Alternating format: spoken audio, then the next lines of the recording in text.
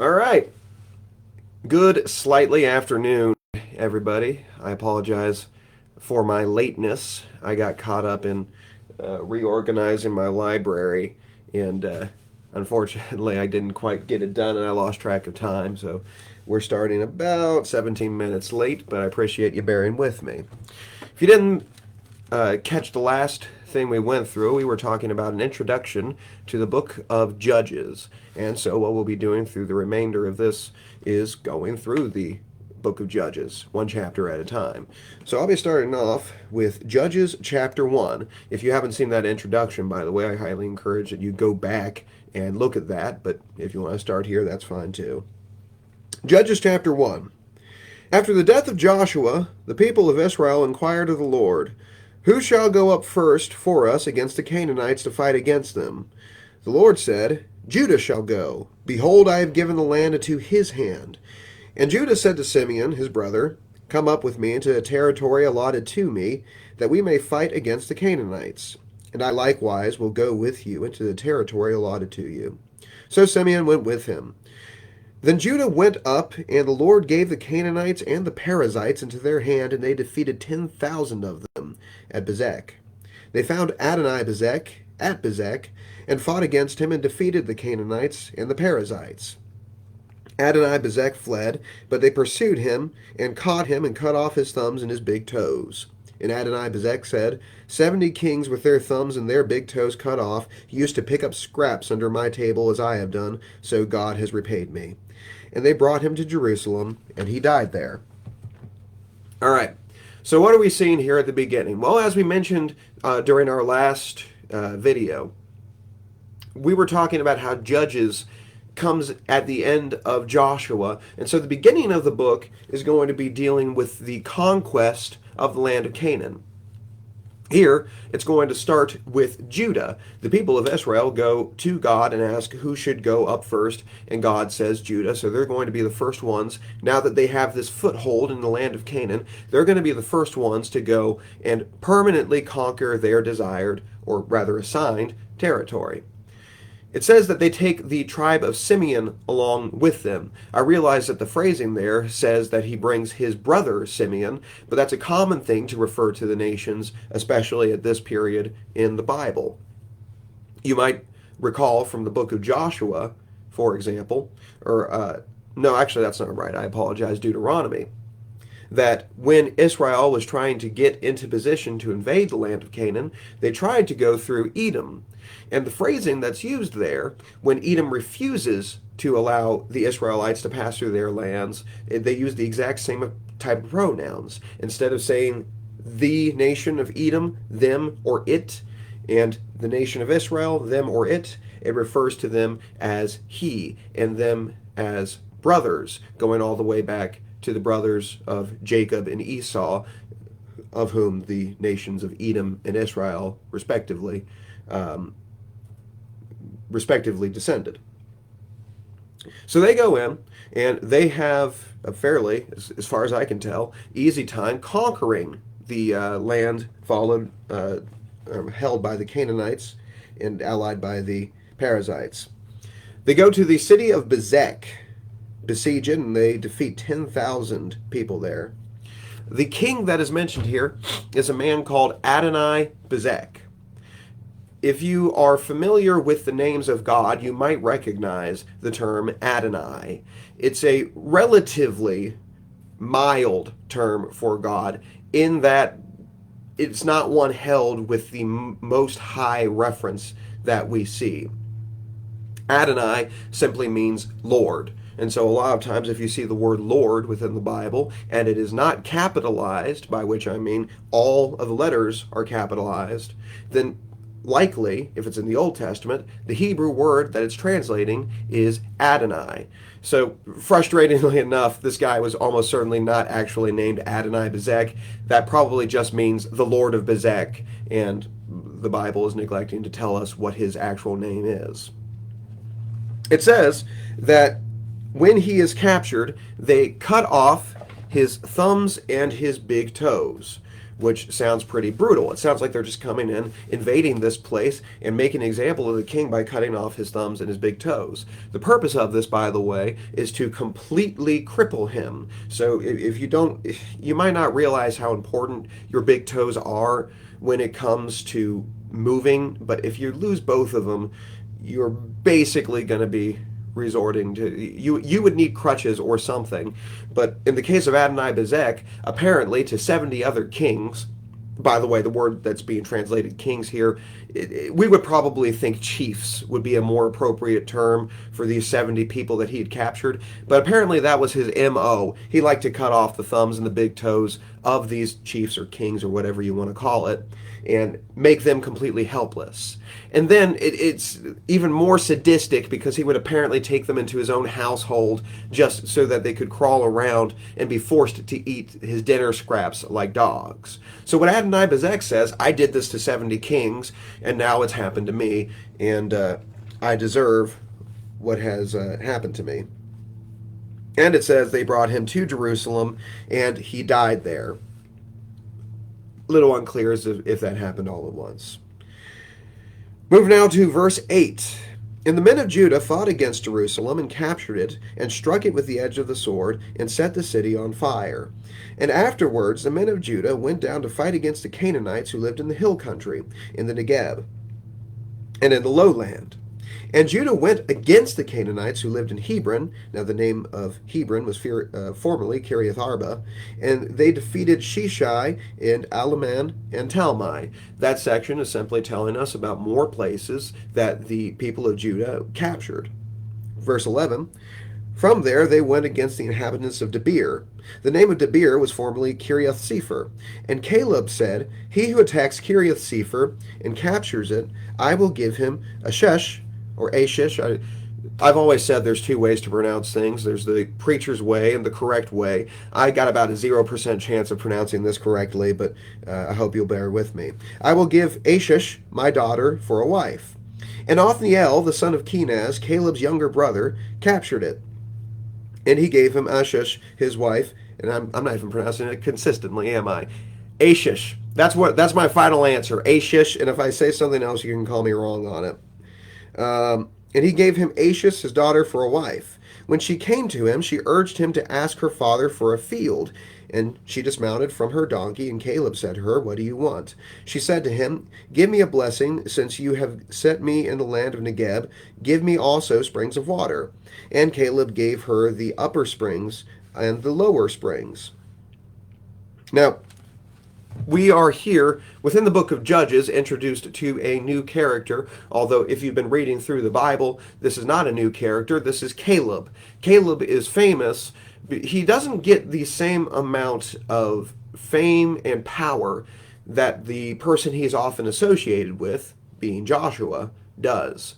The reason he's often associated with Joshua is because way back, even before the 40-year wandering of the Israelites, when spies were sent into the land of Canaan, Joshua and Caleb were the only ones among those spies who, after seeing how big the inhabitants were, apparently it was a land filled with giants, and how intimidating they were the only two that were not saying, let's turn back out of here or rebel against Moses or do whatever. They're saying, God is on our side, we can do this.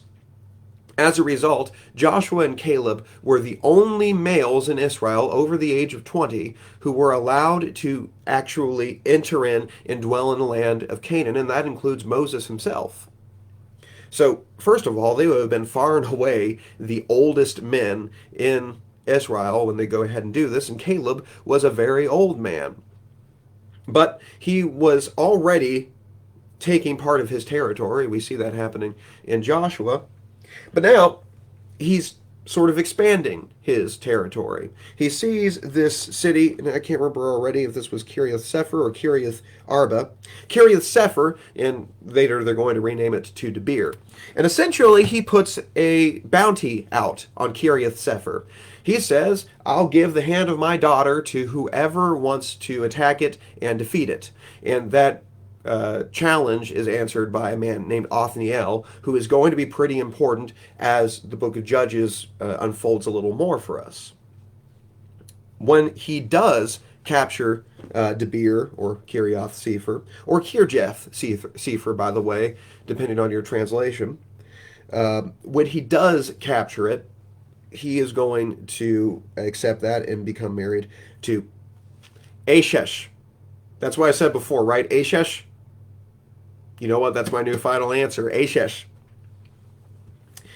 We then have a quick little mention of her going to her father to ask for even more land. Basically because they didn't have enough water to water their flocks at that particular moment. There's a little bit of significance in the animal she chooses to ride in, by the way. Typically, riding in on a donkey would have been considered a sign of peace at that time. Horses are associated with war, donkeys associated with peace. It's part of the reason why Christ rode on into Jerusalem on a donkey. He is a prince of peace, conquering yet still peaceful, so he comes in on a donkey. And that's a nice little window we see into the Hebrew culture of the time. Let's go on. Verse 16. And the descendants of the Kenite, Moses' father-in-law, went up with the people of Judah from the city of palms into the wilderness of Judah, which lies in the Negeb near Arad, and there they went and settled with the people. And Judah went with Simeon his brother, and they defeated the Canaanites who inhabited Zephath, and devoted it to destruction, so the city was named Hormah. Judah also captured Gaza with its territory, and Ashkelon with its territory, and Ekron with its territory. And the Lord was with Judah, and he took possessions of the hill country, but he could not drive out the inhabitants of the plain, because they had chariots of iron. And Hebron was given to Caleb, as Moses had said, and he drove out from there the 3 sons of Anak. But the people of Benjamin did not drive out the Jebusites who lived in Jerusalem. So the Jebusites have lived with the people of Benjamin in Jerusalem to this day. All right, a little more of the conquest on this. I thought about maybe bringing a conquest map to help you visualize some of these things that are going on, but one, I'm not necessarily sure I want to get into that level of depth with this study. I'm trying to keep things fairly casual. And two, I'm also hoping that this can be something that people might be able to listen to on their drive home. And I fear the more necessary visuals I put in this, then the more people are going to have trouble. I don't want to cause any car accidents because people were looking at a map of conquests. That being said, I will make an exception to the rule that I'm not going to talk too much about the specific areas that are being conquered, because you might have recognized some of those areas mentioned in the end. Verse 18, Judah also captured Gaza with its territory, Ashkelon with its territory, and Ekron with its territory. If you've ever heard of those before, those are Philistine cities. And it's interesting that we see very early on Judah actually manages to capture it. However, throughout the entirety of the period of the Judges and the early monarchy of Israel, the Philistines and the people of Judah will be fighting over that area. And it's poignant for us today because, of course, there's some pretty prominent fighting going on in that area even right now. It's called the Gaza Strip, but all of those cities are within that area. At the end of that section, it mentioned that they did not drive out the Jebusites from Jerusalem. By the way, the city of Jerusalem has been mentioned before in the Bible, although it was not called Jerusalem. Back in the book of Genesis, we're introduced to a character named Melchizedek. If you only had the Old Testament, you might not recognize how important Melchizedek actually is. It's not until the book of Hebrews that the Bible tells us just how important Melchizedek actually is. Although, if you were very astute, you might be able to figure out a couple of important things about Melchizedek. And we're not going to be talking about everything about Melchizedek. However, it does mention where he's from. And it says that he is king of Salem. The translation of the word Salem is peace. We still hear that sometimes in Jewish culture today, although we have turned it into Salem. The modern word shalom is probably much closer to it. When somebody who is speaking Hebrew says shalom, they mean peace, and then the implication being to you specifically. So, Salem was eventually taken over by the Jebusites, who keep part of the name, but they also want to rename it after themselves, and so they call it Jebusalem. Jebusite, Salem, Jebusalem. When the Israelites take over it, then it's going to be called Jerusalem. However, it's not necessarily a very clean takeover of this city. It appears it was fairly major city even in this time.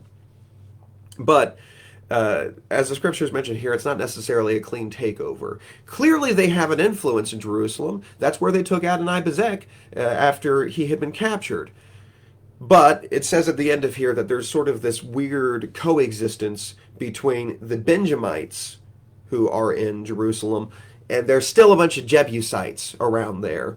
And it's not really going to be until the reign of King David that Jerusalem becomes this completely Israelite city. Almost forgot to mention. We first start seeing some of the failures of the Israelites here, by the way. It mentions that they failed to take certain places. Again, we're not going to go through the visualization of this city is over here and this city is over here. But the general rule is the ones that they failed to take, those were cities which laid on flat ground versus in mountainous terrain. Israel lays generally in a very mountainous region of the world. The reason the flat planed places were the ones that were not so easily taken over is because that is the sort of place where you can take chariots onto. We don't think of chariots as all that big of a deal today, but back in the day, people thought of chariots about the same way you and I think of tanks. It was a highly intimidating and impressive military device. It's interesting that God commanded that his people will not use chariots. The reason for that was likely so that they would not start thinking that their military victories were on their terms, but rather God was the one giving them the military victories. And so the people of Israel were almost always at a disadvantage, at least in terms of military technology, because they weren't supposed to have chariots. Now, several times they broke that rule, but they weren't supposed to have chariots. The reason they probably didn't conquer the cities of the plains is they were intimidated by how many chariots were at these places, and it makes mentions of the chariots of iron. Going on, verse 22, the house of Joseph also went up against Bethel, and the Lord was with them, and the house of Joseph scouted out Bethel. Now, the name of the city was formerly Luz. By the way, I'm certainly no Hebrew expert, but if you know a little bit, you might have already been able to figure out it'd be very strange that it would be named Bethel by the Canaanites. Beth, whenever you see that in a Hebrew city, Beth means house of, and then the El, which sometimes it shows up in place names, very common to show up in personal names, right? Samuel, the L. My first name is Daniel, E-L. That means God is my judge, and so the L is almost always a reference to God specifically, not just any old God like one of the idols, but the God of Israel, usually a reference to the either El Shaddai or Elohim name of God. So before it was called Bethel, it was called Luz. That's just a really gross sounding name. It sounds like a place in Middle Earth. That's where all the orcs are from. Luz. Verse 24. And the spies saw a man coming out of the city, and they said to him, Please show us the way into the city, that we will deal kindly with you. And he showed them the way into the city, and they struck the city with the edge of the sword. But they let the man and all his family go. And the man went into the land of the Hittites and built a city, and it called its name Luz. That is its name to this day. All right. Something I forgot to mention earlier, this is not the first time that we've seen a time indicator within the book of Judges, but you'll notice that it said Luz is called that city until this day. We saw something similar in Jerusalem where it mentions that the Jebusites lived with the Benjamites in Jerusalem until this day. That gives us a time indicator of when the book of Judges was written. And in this case, especially with that Jerusalem one, we must know that it was before the reign of King David. In our introduction, we mentioned it was likely written by the prophet Samuel, and that would seem to indicate that yes, that matches up with everything. So they go over, and this is what they do. Some of the people, they go to Luz, they see a man coming out of Luz, and they basically make a deal with him. They say, we are going in and we're taking over the city. We're going to kill everybody inside, but we'll spare you and your family if you show us how to get into the city and help us out. And so he does, and so they do. He goes off to a totally different place, makes new Luz, basically, and reigns and lives there along with the Hittites. It's at this point, by the way, that some of you might be concerned with the level of violence that we see towards the Canaanites.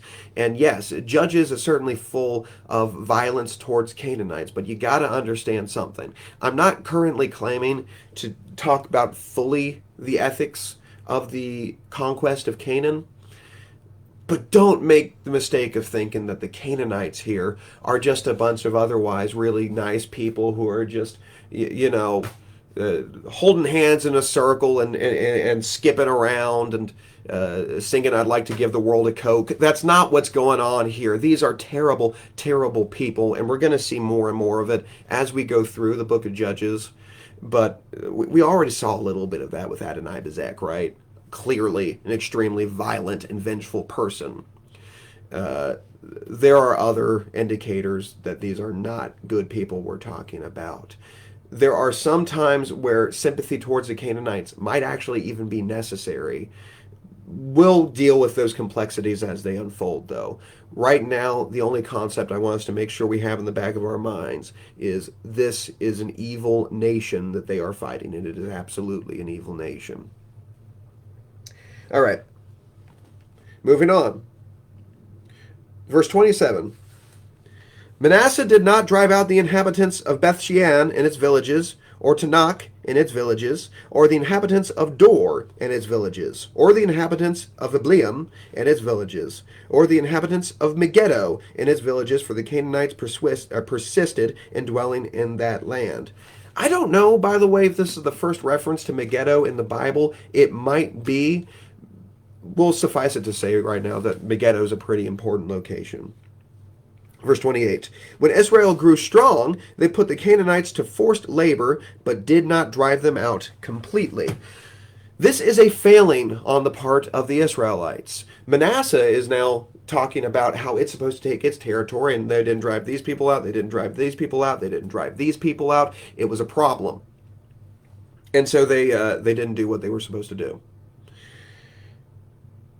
Furthermore, there were times where they were supposed to completely drive the people out of the land, and apparently here they made slaves out of them. Occasionally the Bible does approve slavery, but it's a very specific type of slavery, and this is certainly not God-approved slavery in this particular case. When God told him to drive them out, and they decide, no, they're more valuable for us as slaves. So we have sinning of the Israelites once again already.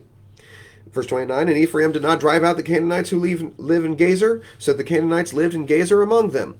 Verse 30, Zebulun did not drive out the inhabitants of Kitron or the inhabitants of Nahalol, so the Canaanites lived among them, but became subject to forced labor. Once again, we got sometimes Canaanites live among us, sometimes they're slaves, or we might maybe say chattel slavery or peasantry or something like that too. It's a little difficult to make the difference sometimes. Asher did not drive out the inhabitants of Akko, or the inhabitants of Sidon, or of Ahlab, or of Aksib, or of Hilab, or of Helba, or of Afik, or of Rehob. So the Asherites lived among the Canaanites, the inhabitants of the land, for they did not drive them out. Naphtali did not drive out the inhabitants of Beth Shemesh or the inhabitants of Beth Anath, so they lived among the Canaanites, the inhabitants of the land. Nevertheless, the inhabitants of Beth Shemesh and Beth Anath became subject to forced labor for them. The Amorites pressed the people of Dan back into the hill country, for they did not allow them to come down to the plain. But the Amorites persisted in the dwelling in the Mount Heres, in Ijon, and in Shalbim. But the hand of the house of Joseph rested heavily on them, and they became subject to forced labor. And the border of the Amorites ran from the ascent of Akrabim, from Selah and upward. The rest of that is simply talking about more and more failures on the parts of the Israelites to conquer absolutely everything else. This is going to be a giant mistake because through the rest of the book of Judges, a lot of these people that we've mentioned, they're going to show back up and they're going to be oppressing the Israelites. But anyway, that should cover our first chapter of the book of Judges. I don't see anything on our comments here, so we'll go ahead and close off here. As always, if you have any questions or comments, you can feel free to message me, and I might I might even address it in our next video. But thank you so much for watching. Love you all. You have a great day.